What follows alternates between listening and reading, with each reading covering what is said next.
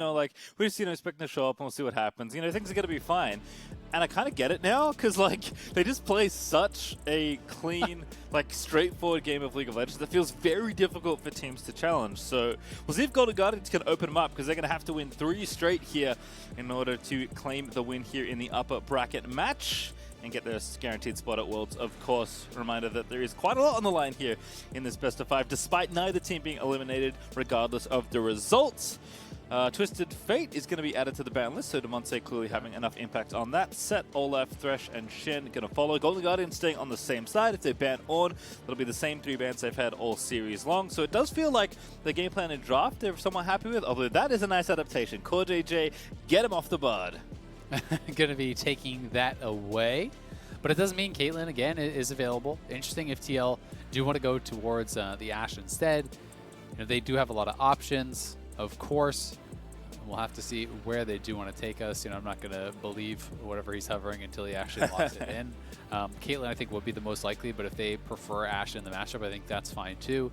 It does allow them to have the information edge, and because TL likes to play the game so slowly, they want to play it with as much information as possible. They want to avoid conflict. They want to be able to track closer, and Hawkshot is going to be able to help you to do that. This time it is the blind Lilia, but mind you, there's no jungler locked in, so this is now a flex. That is one cool thing about them having shown Hauntzer can play Lilia, is that now on TL's side you're like, oh, is that jungle? Is that top? What is it? And then when TL lock in either their jungler or their top laner, Golden Guardians can decide, do we like the matchup? Do we want to move it around? Do we want to look for something else? Also curious to see the center locked in here pretty early. Jess was talking a little bit about maybe they wanted Caitlyn and couldn't get it, but at least in this matchup they're happy to take center instead of Caitlyn, although there is also, as we discussed, some chance of a flex, but pretty unlikely given how prominent center has been as a farming bot laner. Broxah though straight back to Lee Sin.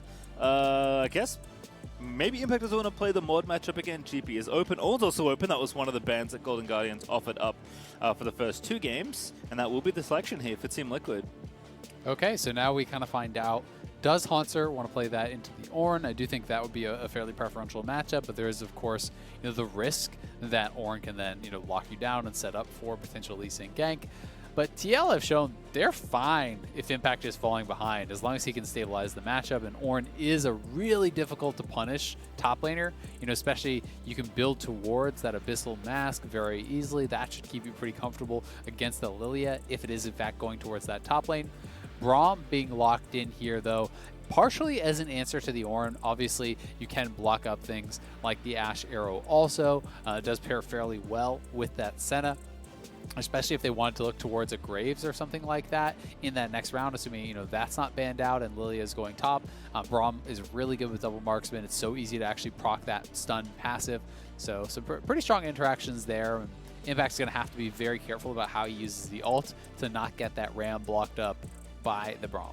Yep, we'll see also where the rest of the bans go. Akali and Kayle both banned away. So now Team Liquid are thinking, okay, what wants to maybe play into this on, right? There's Jax, Camille, potentially something like Fiora. Kayle is something he's shown as well, I believe. So Hauntzer has a lot of options to counterpick this tank. Even though Ornn is so effective, Impact is so good on this champion.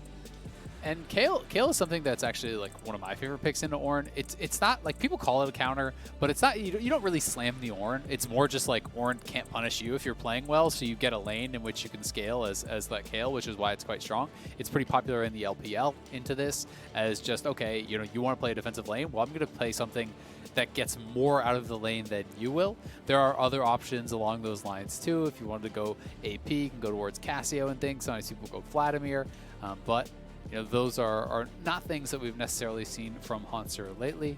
And it still could be the Lilia top. We don't really know, but Graves would make sense, I think, alongside the Braum. GP is another solid pick into the Ornn, relatively free lane. It's again, something more similar to the Kayle matchup, right? It's not that you're just going to, slam this guy in lane and kill him over and over. It's just that he shouldn't be able to kill you if you play well, and you should be able to get a farm advantage and scale up really well and have more effectiveness. That's kind of the bet you're making when you go towards the GP. This does mean that it should be Closer's Lilia in the jungle, so we'll get to see how he performs on it.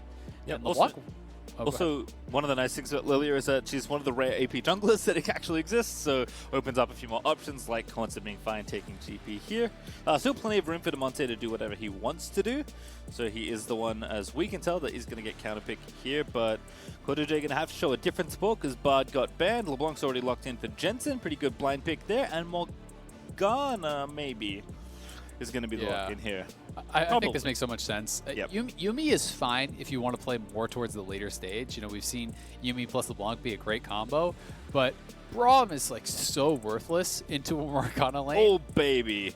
It's going to be Lucian mid, so this is pretty hype. So it wasn't the double marksman in the way that I was mentioning, the Graves, but Lucian as a solo lane is something that is absolutely popping off in solo queue. Since he has gotten those buffs, it has been so popular. A lot of people were expecting that we would see a tremendous amount of it in 10-16, even as a potential triple flex, you know, top, bot, and mid. We have not been seeing that, but we are getting Demonte with this last pick.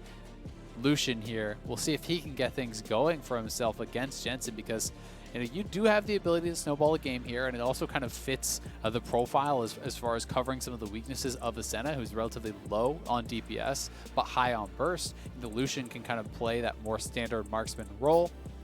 That being said, TL, I think their bot lane hard wins 2v2. I think Braum is just the most checkmated against that kind of a lane where Morgana can just black shield the actual passive stun itself, so it's very difficult to go for all-ins. You're always going to get pushed. Ashe can then hit you with free volley poke under the turret, so that is troubling.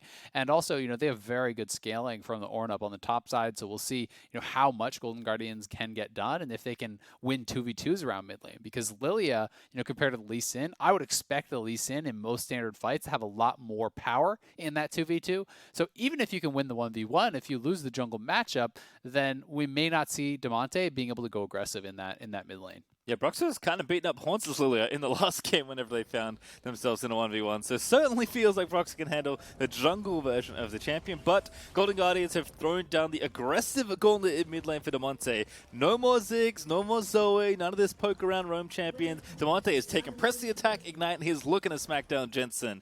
Very bold, I will certainly say. But Demonte kind of came up known for his assassins and his aggressive play. Lucian is like probably the extreme end of aggressive mid laners you can pick right now, and Demonte is looking to tussle. He is. You know, he's really looking to try to get aggressive, to try to create an enormous advantage with this pick. And he's only played it twice in his entire career in competitive play. He is a 1-1 record there. You know, so it's not as though it has been a mainstay for him, but I am certain that he will be playing a lot in solo queue. I think basically every professional solo laner is playing it a lot in solo queue right now because it has some very, very strong matchups. He has gone PTA, but this is a pretty volatile matchup. If you can actually dodge out from some of the chains there from Jensen, if you can be playing on that front foot, you can win out on some of these trades pretty hard. And, you know, Lucian can take over in a game like this. I also really like that Jensen is matching some of that volatility by also taking Ignite himself, right? LeBlanc often takes Teleport, she's a perfectly good Teleport champion, but this is a matchup where, especially in the 2v2, if the jungle and mids are going to meet up early, where Jensen would be very happy to have Ignite here, especially because he knows that Demonte is going to come after him. So Alicia for FBI and Huhi onto closer. He's going to be zipping through the jungle. This is the other thing I know about Lilia jungle, is that she is real quick when it comes to clearing. Very, very good, especially with the AoE camps. You know, Lee Sin, we saw, you know, cleared that just about as fast as Closer did without a leash. So as far as the single target stuff, Broxah is going to be, you know, doing really, really well. But when it comes to those AoE camps, you know, the Wolves, the Krugs, the Raptors, you're going to be looking pretty good there. And as far as the 2v2 goes, a lot of it's about the CC. You know, if Jensen can actually land the chains, guarantee Broxah to come through with that Q, then that is going to be very, very powerful. There's no real CC over on the side of this Lucian and Lilia. You know, yes, post 6, there is a potential for that sleep, but in general, they are going to be having to try to avoid the skill shots from TL, and if you can avoid the chains, avoid the Q from Broxah, then you can have potential to win that. But as expected, FBI and Huhi probably going to be seeing a lot of their turret this game, to be honest with you. I just think that you pretty much guaranteed to have the push with Ashe, who's going to be able to throw out those volleys, obviously AoE, and also you hit the enemy with the volley, that procs lethal tempo, that gives it the attack speed to shove forward. Nice trade there, though, from Demonte, getting aggressive. Yep, no avoiding of the puddle in bot lane, sadly. Cortej just pushing things along, much like Huhi's Karma was doing in the last matchup, just Wing the champions and the minions to soften them up so the push can happen always. Mid lane, though, I do see Closer in the area, but Tactical going to get rooted up here as Jensen was a target. But no sleep available, of course, because Lilia needs to be level 6, so Demonte just going to get a little bit of assistance before the junglers back away. And those are just nice ganks to go for, right? Even if you get just a little bit of damage down, I think it's very well worthwhile because it's not a teleport mid laner. So, even just chunking them, as long as you're not investing a ton of time, and he was just doing a full clear over basically, well, he still has his Krugs, but 5 camp clear into Scuttle. So he's just walking by mid lane, throwing a Swirl Seed, and then going right back to farming. Brox is spending a lot more time around this mid lane. He has kind of skipped those AoE camps of the Krugs as well as the Raptors, and he's looking to get things done, but he's actually spotted by that vision plant that I believe Huhi procced down from bot lane. So that's what looked like happened on the minimap there. Excuse me if I'm seeing that wrong, but nice play from Huhi if that is in fact correct. I mean, what else are you gonna do? Gonna be trapped under the tower here, although right now the lane is actually meeting in the middle. Impact is on top of Haunter, but here comes Closer to start spinning Impact. He's seen this one before and he doesn't like it at all. Eep him, Closer. There we go. It's first blood for Haunter. Oh, watch out. Eep. There it comes in from the Lilia. Taking him down. Nice early kill here from Impact, and because he was so far up the lane, he knew there's not really any way out for him. The lane was pushing away from him. That's why he's moving so aggressively. And when you've committed the Searing Charge and you see the jungler walk in right as you do it, you're like, well, unlucky. There's no getting out of that. Even if you flash, he's on the other side of you with more move speed than with you. So you're dead either way. And in this case, I think Impact was smart to take that. Ooh, Cortej getting involved. Huhi eats the flash binding, I believe. And no Ignite burnt either for Cortej. So still has that summoner, but did force a flash of FBI, so a worthwhile trade indeed. As once again, the interior of the turret will be viewed by FBI and Huhi. A very aggressive move there from Cortej, which you'd love to see. But even if the binding lands, Cleanse is available for FBI, so I don't think it would have actually resulted in anything more either way.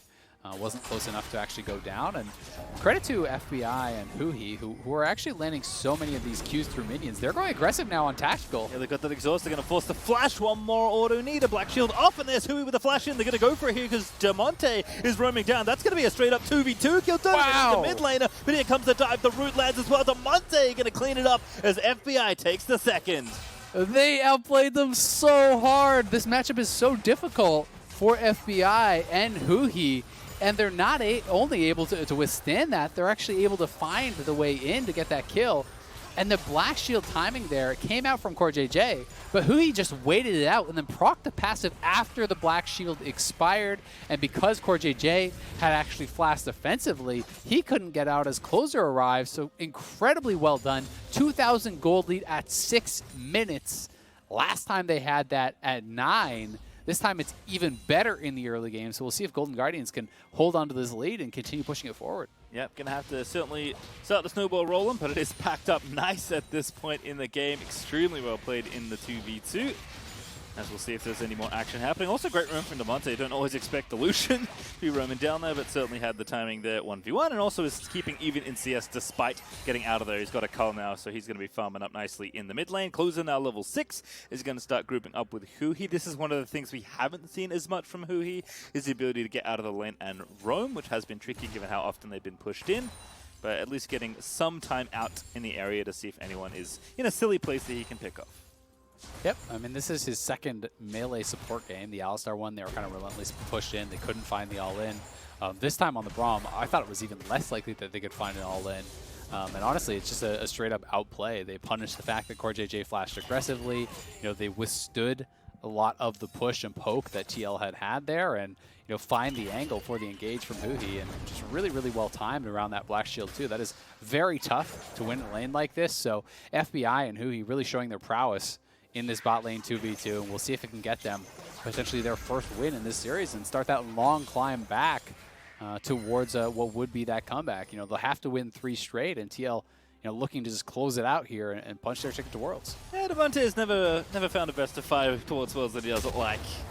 as he's going to go ahead and push down this wave. Doesn't have the blue buff, by the way, because Closer actually going to go ahead and take it, which, you know, you can certainly see makes sense. Has the Runic Echoes already finished from the Stalker's Blade, so going to be some nice damage. Are expecting Leandru somewhere in this build, likely as the second item, but where Lilia goes after that is really up to the Lilia player. So we'll see what jungle Lilia has here for Closer, as we did see a pretty aggressive build from Hornset in the last game.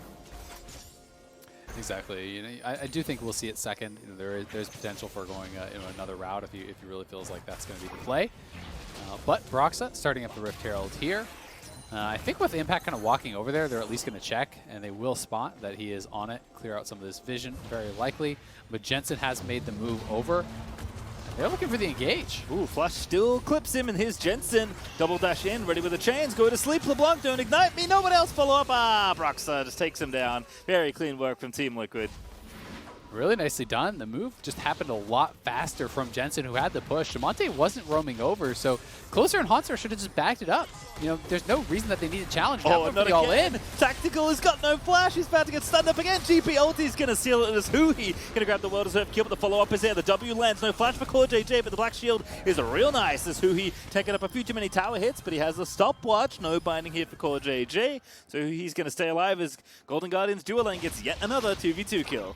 And seeing as there was no Black Shield until after that play, that tells me that they forced out the Black Shield prior to that, right? That they traded aggressively, got the Black Shield to be used by Core JJ, and then killed them during that window when it was down. So, again, really nice stuff here from this Golden Guardians bottom lane. This is the bottom lane that really showed up against TSM and made them look silly in a lot of those 2v2s. And now, FBI and Huhi in Game 3 here really coming alive and showing they can do it against TL as well.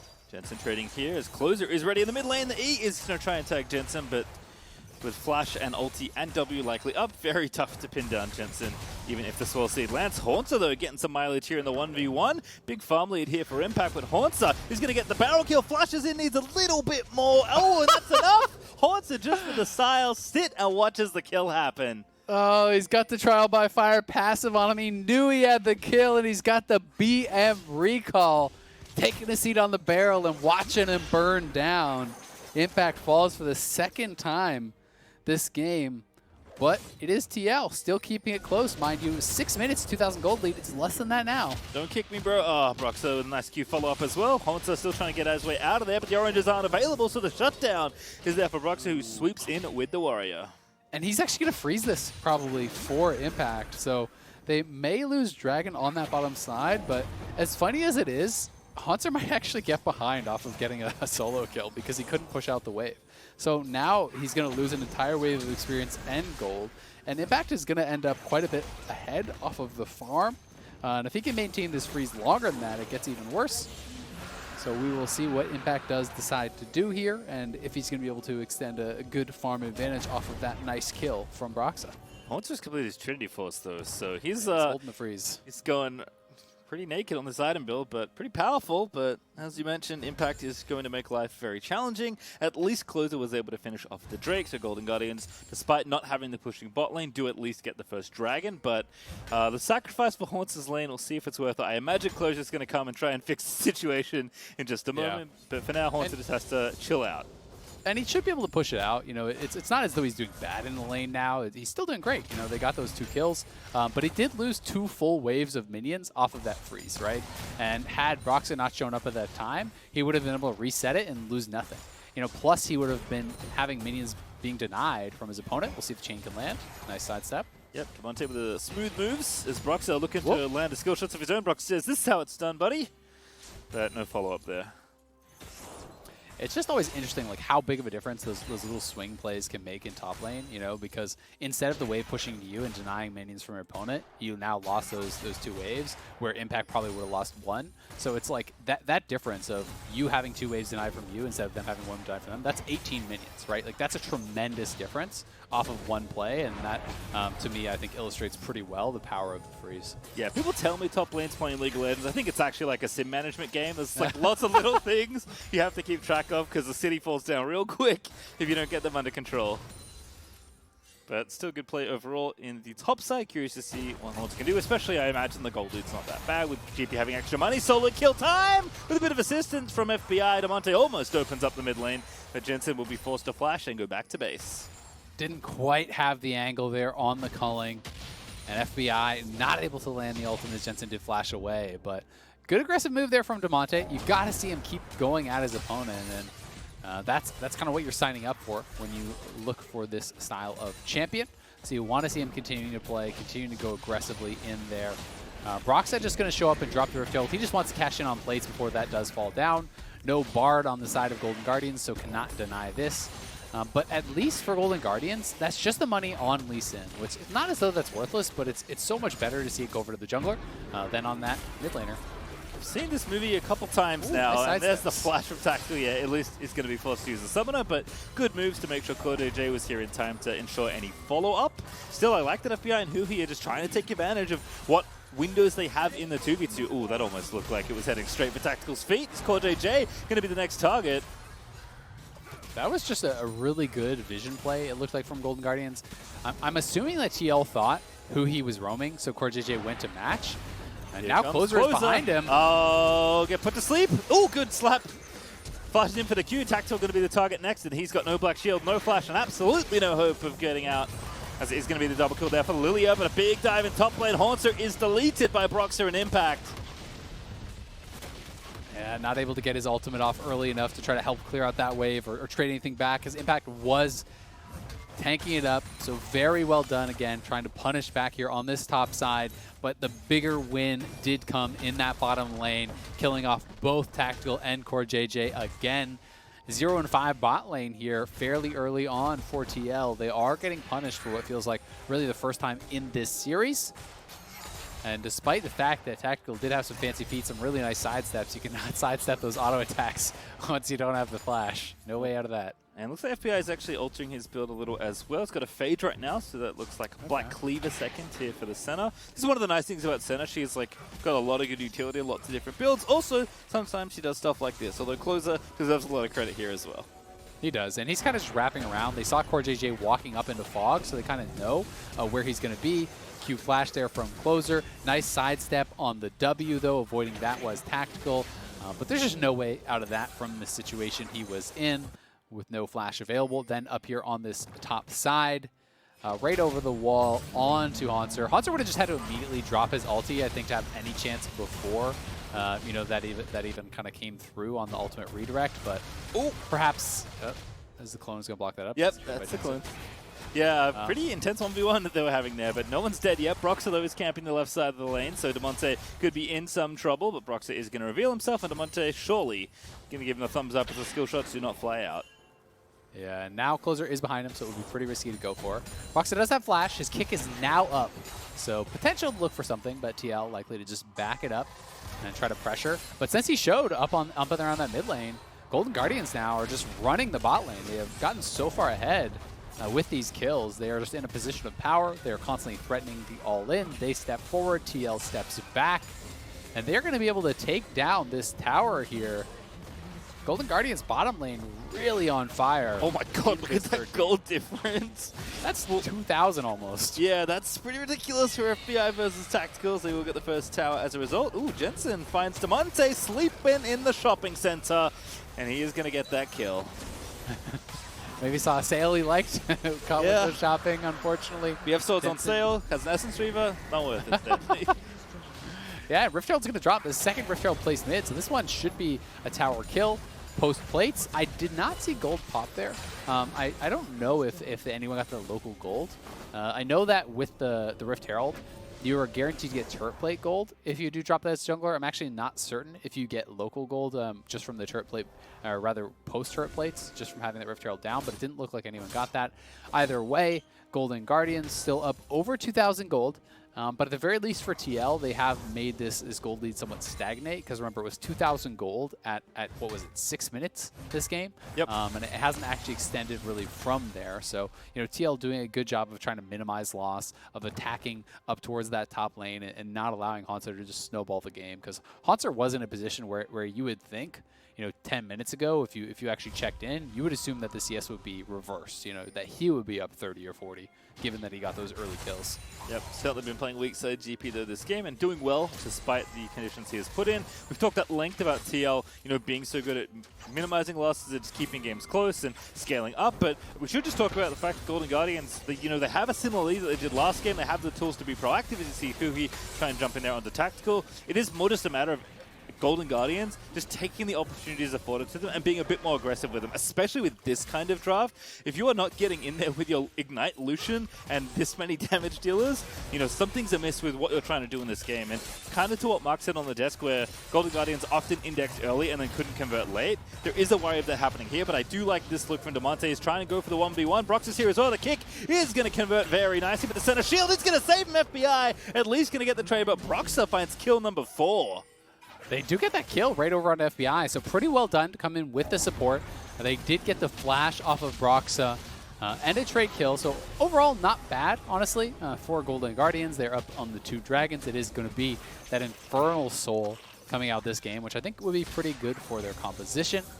I also do really like the Black Cleaver buy here from FBI, and I like the fact that alongside that Black Cleaver from the Senate, that Lucian is not going towards Black Cleaver in the mid lane. Doubling up on that, becomes fairly redundant. It's not as though you can get, doubled up on the stacks. So they stack to the same amount and then do not go further past that, no matter how many Black Cleavers you have. So he's going to be shredding armor for Lucian as well as the GP. And that is going to be, I think, a pretty nice setup. Plus, it always just feels good having some solid amount of CDR on the Senna, and Black Cleaver is a great way to grab it. Yeah, for sure. Like you said, kind of like the old double AP of yore, where you split the utility items between the 2 marksmen. Demonte's more of the DPS marks, but he's going to be building more that way. FBI going to be more on the utility side, so he's building a little bit more that way. Dragon in 2 minutes, though, so not quite there just yet, but certainly setting up for that next objective as Golden Guardians look to snowball for the Soul. Yep, and the item completions are much more in the favor of Golden Guardians than they have been in the last couple of games. In the last couple of games, it was all TL members that had like their 2 items coming through for the 3rd dragon fight. Because really, it has felt like, for the most part, the big fight is around 3 dragons. In this series, these 2 teams are playing, relatively towards that kind of snowball towards Soul style.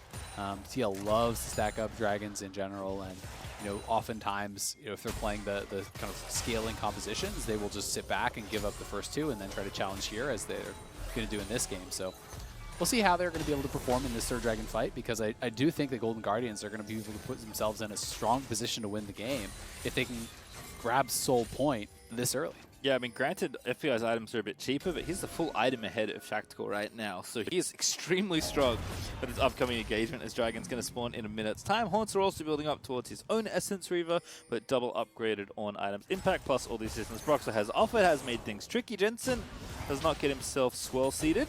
And now going to dive in onto the Monte. Sleep is going to happen, though. Jensen maybe a little too ambitious, but GoJJ's rotating in, and Closer, unfortunately, going to burn the ulti for not much else.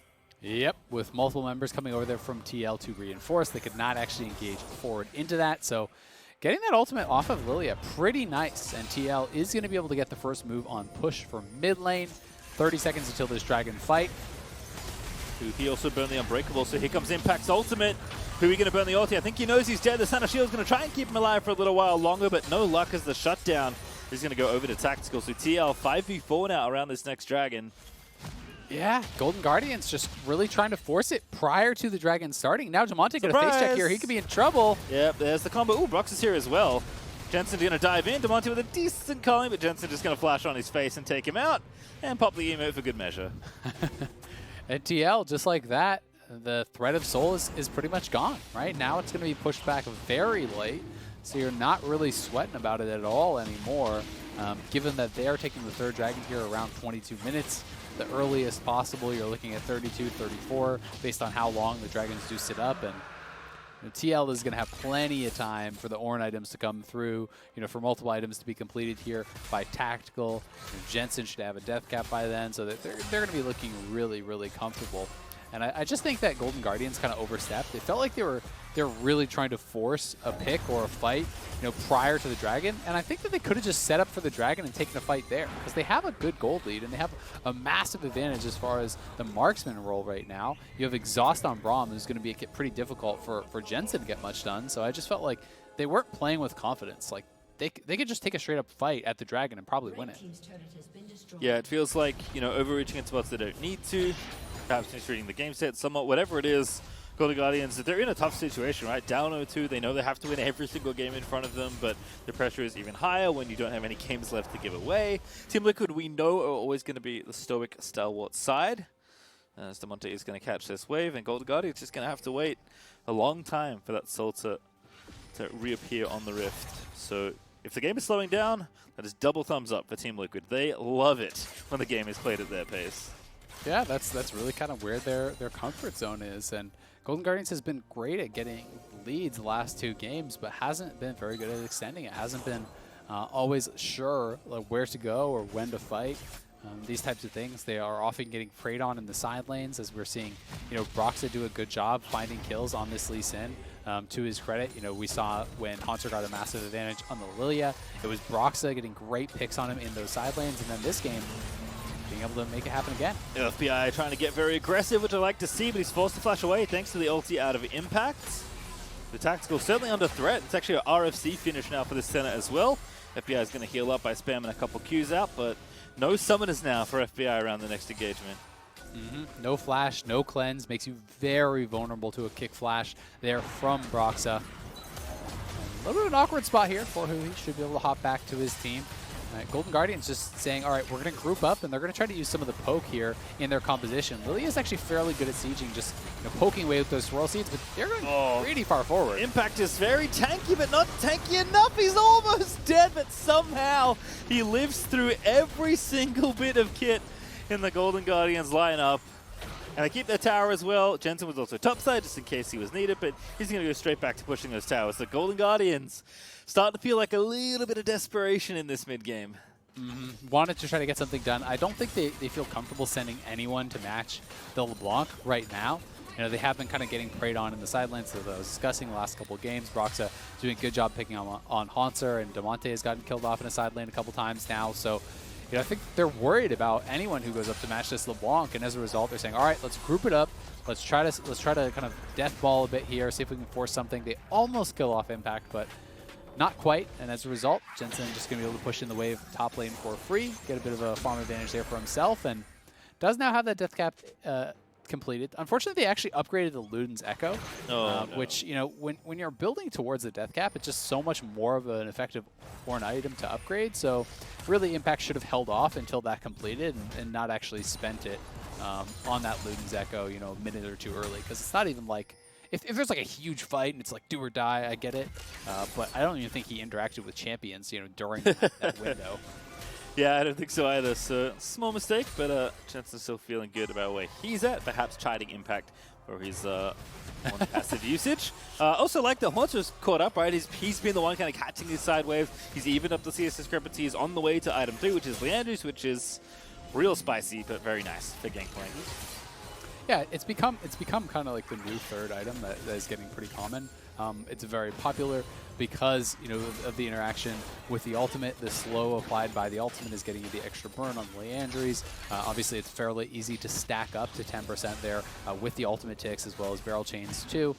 So it does make for like a super powerful ultimate, and just the madness passive even is going to help your physical damage. I like that Leandry's has perhaps changed its tagline from sometimes people buy this to Leandry is good on everything, because it's the list of champions that want to build this item just seems to keep increasing. FBI though going to pop the mist to try and get Hui in range. Core JJ is the target, but the binding will come through as he kites his way out of there. Oh goodness, that's a 2-man knockup if I've ever seen one. See you later, duo landers. That's going to be 2 quick ones for the bottom side of TL, and now the Impact ulti is going to find 2 Team Liquid, who's taken over the team fight. Demonte popped by Jensen. Closer will be followed on by Broxah, and Broxah does the kick on Haunter right before he can kill Lilia, so he's going to ensure at least the 4 kills. Closer is going to live, but just barely as Team Liquid completely destroy that fight. Jensen's going to go hunting, and they're going to be on Baron in the meantime. Closer has taken the safe path back, but if he was trying to stay away for a steal, Jensen would have found him. So Team Liquid, just like that, full control of the game. They claw their way from behind into the lead. They're going to grab Baron, and we'll see if they can just go straight over towards the Infernal as well. Golden Guardians would love to try to sneak away that Infernal to try to give themselves some hope of a win condition here. You know, put themselves at that sole point. But with home guards plus the Baron recall, I think TL is actually going to have their 5 members there fast enough to probably contest. Yeah. Also Majai's now for Court JJ, so he's feeling it for sure. Get some value out of the Dark Seals. Golden Guardians are going to TP in to try and finish off this Dragon as quick as they possibly can. Here comes Ornn, though Impact is ready. Arrow is out. Does hit one. The Dragon goes over, but what's the result afterwards? Huhi going back towards his teammates. Impact is closing in. Does get slowed up by Huhi, but now going to get the knocker, but Jensen just destroys the poor squishy fawn in the front line. That is Lilia dead. That is Broxer unstoppable, taking down the second as Huhi falls as well. And TL might have lost the Dragon. It's tactical. Not enough cannons. Not enough. What are they? Cannonball? Yeah, not enough cannonballs in the cannonballs. As tactical will live. Alrighty, let's watch this again. So this is way back to the previous engage. Core DJ getting him in range to speed up Tactical so he can kite it out. And then watch Tactical sneak the Ash Arrow around the edge to kill off FBI. He landed the stun on him, bending the bullet around that Braum, which meant the Senna ultimate didn't even complete casting. He goes down immediately. Broxa getting behind Hauntzer, kicking him in. Beautifully done. Broxa has had a strong series for TL, and then because they got those kills over by the Dragon Pit, the push is on. The inhibitor tower is already down mid lane. Jensen is wrapping around behind you, and check out the items on Jensen and Tactical. They could just end the game potentially here if they get these kills. They're going for it. Tactical's exhausted, by the way, and he's still almost killing Huhi, as he just barely doesn't have enough arrows in the quiver to knock him down. They are going to break through the middle section of the base, though. That Red Bull Baron is doing work for these minions here. They've got a minute left to make it happen. I'll take down the inhibitor. Oh, goodness. That was unreal for Jensen. That wasn't. That was the ulti, to be perfectly clear, but almost takes out 3 with 1 activation of his W, or ultimated W. And Golden Guardians got some big old holes in their base right now. That was just 1 W. You know, imagine if he had Flash and did a double distortion. That's just 3 dead members. I mean, check out all the magic resist over on Golden Guardians, because it's not a lot. You know, it's a couple pairs of boots, and that's it. So with how strong Jensen is, you know, one combo is instant death for really anyone. Hauntzer, Demonte, FBI, you know, any of those guys, if they just get WQR'd with a double Q, they're just dead. Now Hauntzer caught out here. This has happened a lot this series. He is going down. Yeah, I mean, he wants his farm. He's going to try and get it, but he pays the price. As 3 people do gank him successfully. Jensen also getting the minions guided up towards this top tier 2. That'll be going pretty quickly. Jensen actually just playing back. Baron buff range, as you can tell, very long to empower that cannon, so Jensen doesn't even need to hang out beside the tower. They're going to break this bottom side as well, as it's a 5v4 still, even though it is technically a 4v4 right now in the base. Not really one that Golden Guardians fancy trying to get in on, because they're still down 7,000 gold. Yep, and Jensen, with all that AP, he's going to kill off that top lane tower. A couple autos, won't take him long, and then the 3rd inhibitor is actually exposed. You know, while we saw that kill on the bottom side, Jensen almost killed Demonte off on the top side. He lived with 5-10% health, maybe. And it's triple inhib for TL, and they are now a hair's breadth away from securing their world spot and from sweeping Golden Guardians. Yeah, from 9th back to Worlds and potentially back for another LCS trophy. Team Liquid looking so clean in this series as they look to take down the final touches of the Golden Guardians base. That Nexus Tower is looking unhealthy, and Golden Guardians probably going to have to make their stand fairly soon, but Close is getting chunked out as Jensen is just putting his body on the line for these picks. As Impact going to redirect the ulti and barely miss Demonte. FBI trying to fend them off here. They're going to go after Tactical, is looking a bit low. Impact also in the front side is going to get rooted up, and the CC will continue. Impact is going to get locked up. He's searing charges away, but it's not enough. There's a knock up there. They're going to find 2. Not bad for Golden Guardians, but it just seems too late, but at least they keep Team Liquid out of the base. They do prevent the game from ending, so well done for them there. And they have some decent wave clears, so potentially they can hang on a little bit here. But when TL does respawn, It's going to be difficult, and they're going to respawn prior to that next Infernal coming up. Golden Guardians, I feel like you basically just have to all in and pray you somehow get that Infernal Soul, but maybe those hang back and try to give up the next dragon and say, maybe we can just wave clear it out and wait for those inhibitors to respawn. Because as you can see in the inhibitor timers in that bottom right, it's going to be quite a few minutes before they do go down. Here's the replay around these Nexus turrets. Tactical takes a turret shot. Demonte stepping forward with the culling, roasting him up, and then Hotzer just drops the ultimate on his head. They don't have quite enough damage to actually burst him down, as Broxa came in with the safeguard trying to protect him, but Impact is getting focus fired. CoreJJ gets caught by that Braum ultimate from Huhi, allowing them to clean up a quick 2 kills. A good snipe actually from Closer to set up Huhi there with the ulti. Lilia's really sweet champion to watch. Probably very unfun to play against. But unfortunately for Golden Guardians, going to need a lot more. And again, there are no second chances left for Golden Guardians. They must win this game and the rest if they want to stay in contention for that guaranteed slot at Worlds. They're going to lose this dragon, but I think this was a foregone conclusion. Golden Guardians going to play for something different. So, I mean, I respect this call. I think it's tough, though, because I don't, like... It makes sense, right? If you go out and TL make you waste time, then you have 3 waves of inhibitors, already down, and so many super minions coming in. But if you give up Baron, I just feel like it's just 100% pretty much over, because 6 super minions coming into your base at a time with a Baron buff, you just don't even have the wave clear to deal with that, plus the enemy champions, and that's kind of the problem. So Golden Guardians are going to have to try to way back in their base. When TL comes in, I feel like you almost have to engage immediately and try to kill him off really, really quick, and that's your only hope. Otherwise, TL will just corral in all these super minions, and Golden Guardians won't even be able to wave clear them out. Yeah, Jensen's already getting the first pair escorted in with that Baron buff, and it takes 3 champions to keep them away from the Nexus Tower, but they do so successfully. They also only have 1 Nexus Tower left. It is regenerating quite quickly. There's one of the benefits of those towers, but again, there's not much left for Golden Guardians to defend, so they're likely going to look now for some sort of engage, but the swell speed just short there of TL.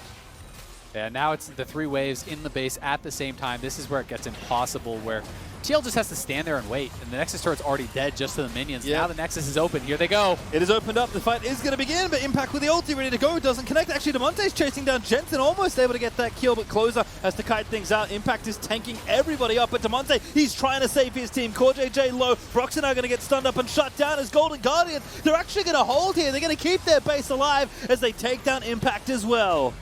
Demonte popping off. It is Tanner time in the base. As he goes forward, he pushes back Jensen. He almost takes down Tactical. Got so much damage out in what was essentially functioning like a 1v3 back there.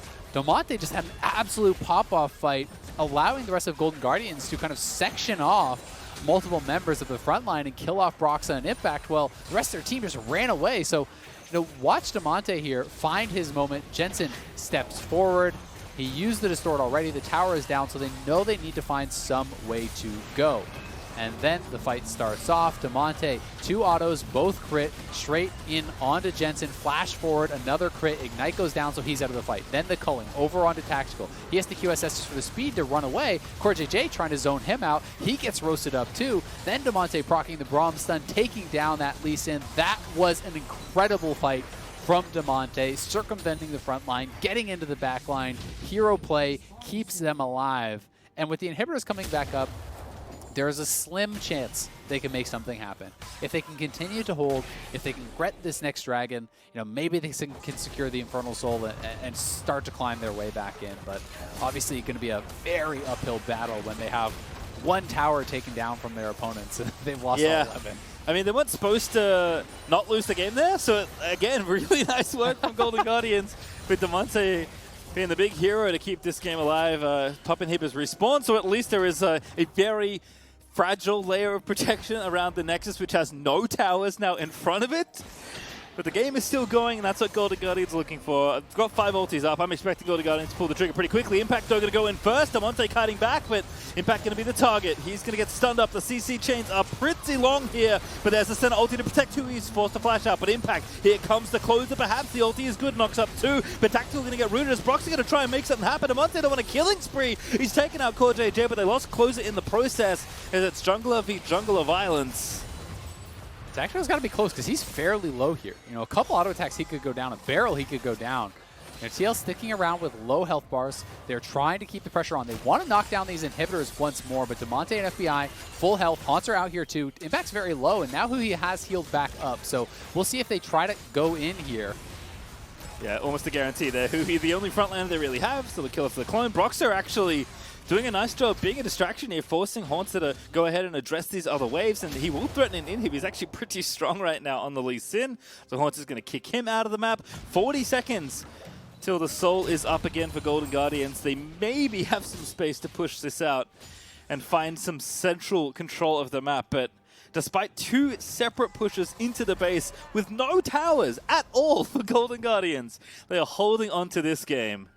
They're playing it really well, and so much credit deserved by Damonte, I think, in that one major fight. And then again, the whole squad playing well to push TL back.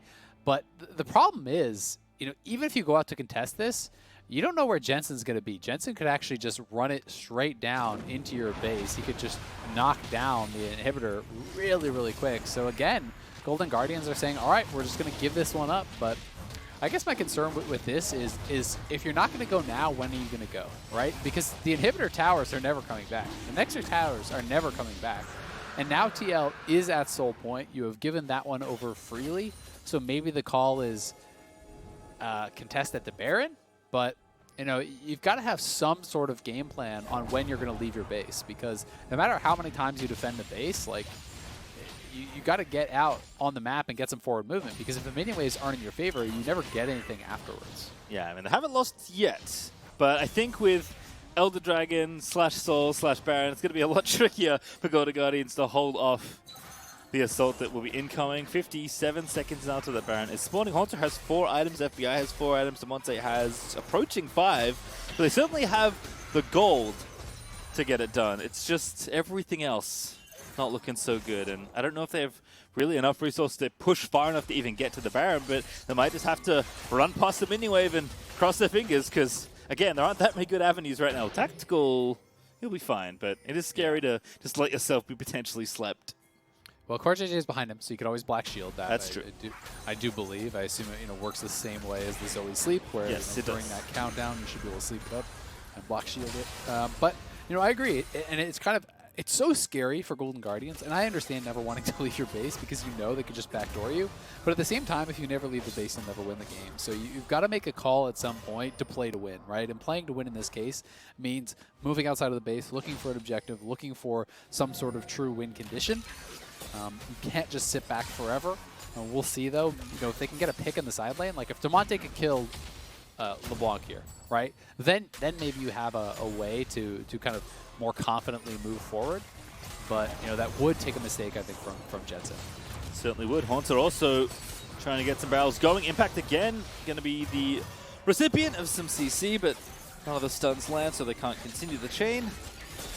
Golden Guardians are setting things up. Haunter is trying to get these barrels into some very sneaky spots, but Huhi is going to be assaulted now as Impact going to get it going. Good. Glacial Fissure actually prevents, no, just barely misses the chance on Impact to get the ulti back around, but the dive is happening in for Closer. He's trying to sleep the rest of the team. Jensen going unstoppable. Golden Guardians still fighting it out here, but FBI ate so much damage as Broxer dives in to try and finish it up, but Jensen, he's found himself the double, but Impact is low. Haunter is so strong, but he's going to fall as he can't dive 1v4 for the rest of TL. So now it's the 2 marksmen only. Look at their health for FBI left alone as FBI, he's low, but he's going to get dove by Jensen. I think that's going to be it as FBI, he's got to cut it out. He gets the kill, but it's not enough. The ace and the game will go to Team Liquid, despite all the effort Golden Guardians put in, but they have nothing, no one left to defend with now, as Team Liquid are going to finish off the series 3-0, book that final upper bracket appearance with FlyQuest, book that ticket to Worlds, and look to take another trophy once again, as Golden Guardians will fall to Team Liquid. Such a good turn there in the final moments from TL. It looked like Damonte just might be able to make it happen again, as TL had so many low health bars. But the turn from TL was fantastic. Impact getting the knock up onto the Lucian, so low health bars be damned. They're able to get in there, finish them off, and close this one out. Golden Guardians made him work for it in these games. Some strong early games, but TL very poised, very controlled, turning in a 3-0 in convincing fashion. Yeah, I mean, at the end of the day, it does feel like Team Liquid is the #1 seed. They're a very controlled team that makes very few mistakes, and it's kind of the series we got here at the end of it all. Even though Golden Guardians showed a lot of promise in situations that did demonstrate that, hey, we're a very threatening team. If they clean up just a couple things, maybe have a little bit more confidence in themselves and playing their game plan, series could certainly look very different. So remember, Golden Guardians are not out of it just yet. Team Liquid will join FlyQuest now as the second of 3 teams to go to Worlds to represent North America. But there is still one space left open, and Golden Guardians get a lower bracket run to try and do just that. Yeah, it'll be exciting. See who's going to be able to battle back. We have 4 teams now in that lower bracket. Golden Guardians joining alongside EG, C9, TSM. Of those 4 teams, only one team can make Worlds, right? So let that sink in. It's those 4 squads battling for the final spot. We already know that FlyQuest and TL, those are our first 2 Worlds representatives. They will go no matter what happens. Whoever loses, even if they lose the next series, they're going to be guaranteed top 3 still. So it's going to be this huge battle now, in the coming weeks to find out who that final team is going to be to make it up into that top 3. And then ultimately, who is going to be the team to take the LCS Summer title here in what has been a very hotly contested season. Yeah, we have, again, Team Liquid now moving towards contention. They are recent 4-time winners, but did not finish well at all in spring. And then, of course, look a lot better now. FlyQuest, who made finals last spring, potentially could take their first title ever as an organization. And then the other 4 teams fighting for that final spot, and, of course, their own shot at the title as well. The fact that TS7 C9 might fight for the final world spot is pretty spicy. But, of course, EG and Golden Guardians still have more than enough left, especially if we get some rematches here, because it would be very fun to see potentially Golden Guardians play TSM again.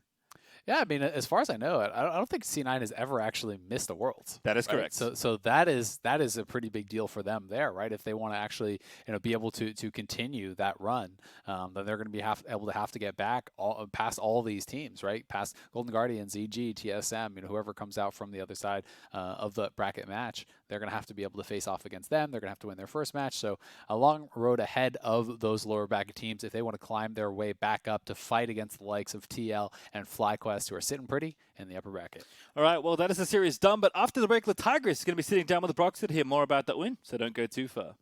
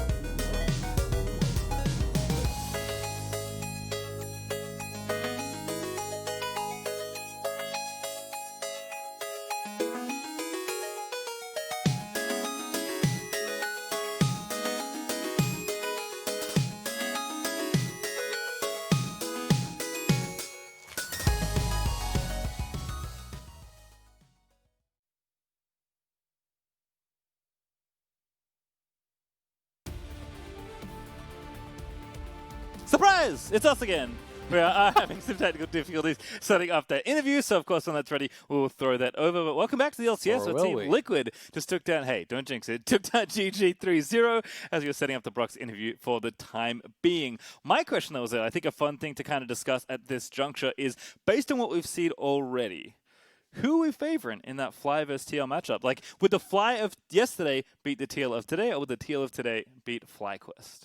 I think TL has got to be favored right now. Sure. I think that the level of consistency that they're bringing to the table, you know, as much as some people will be quick to criticize like how slowly they play the game, they're on a 16-1 run now since early summer, right? They're just not really losing. To be fair, that one loss was to FlyQuest, so that does kind of bode a little bit well for FlyQuest, and I think that FlyQuest is a strong team. But I do think that FlyQuest, you know, didn't look quite as strong as they in playoffs as they had in the regular season. I felt like they were making some more uncharacteristic mistakes.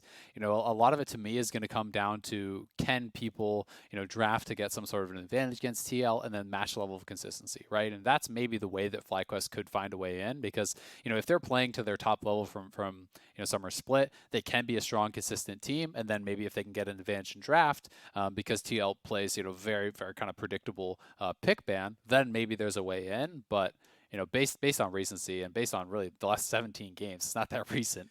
TL has been damn hard to beat. They just don't make a lot of mistakes. Yeah, again, very hard to open this team up, but the Golden Guardians did show a couple avenues where they could potentially attack. I think FBI and Hui continue to deserve the praise that they have been gotten, even though as a squad, Golden Guardians maybe just didn't have enough experience together to kind of get it all going. We'll take a look, though, at the game. Here is the breakdown from the last game here. Again, like, Golden Guardians, I mean, I'm sure a lot of gold crafts and Golden Guardians might look like this, especially in the first half of the season, but this was an extremely winnable game, and then it does feel like, you know, whenever the scales tip, TL just breaks them and takes over the game.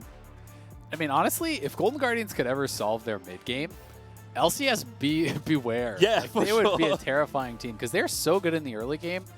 A 2,000 gold lead at 6 minutes, that should just be game over against a lot of squads. But Golden Guardians struggles in the mid game. TL, I think, excels in the mid game. They played the map very intelligently. I think Broxit is deserving of so much credit, especially in games 2 and 3, finding, you know, a lot of picks in the side lanes on the solo laners, you know, picking off Haunter multiple times, both on the GP and the Lilia, killing off Demonte's Lucian. And every time he does that, he is buying time, right? And whether it is, you know, him just being so intelligent around vision, or Golden Guardians not being able to do a good enough job tracking where their opponents are, you know, maybe a little bit of column A, a little bit of column B. But TL is just really good at withstanding those disadvantages and holding it even until they can kind of outplay on the map.